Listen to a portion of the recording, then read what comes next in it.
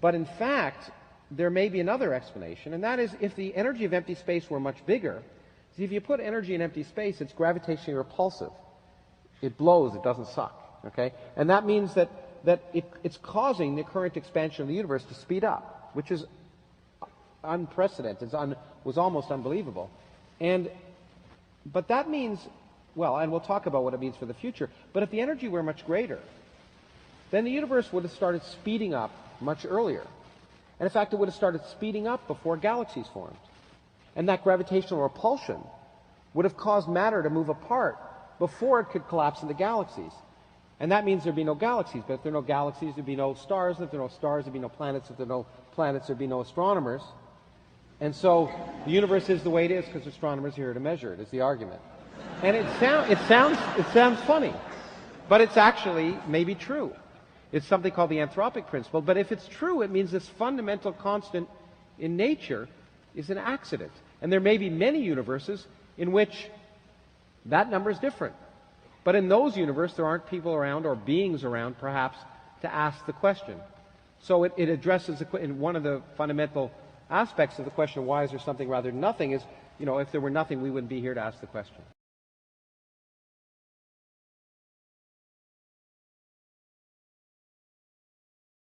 Suppose the gravitational constant was just a teeny bit weaker than it is.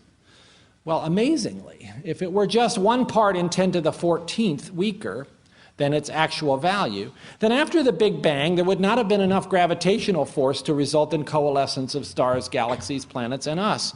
It would have been this infinitely diffused, sterile universe without the possibility of anything like life.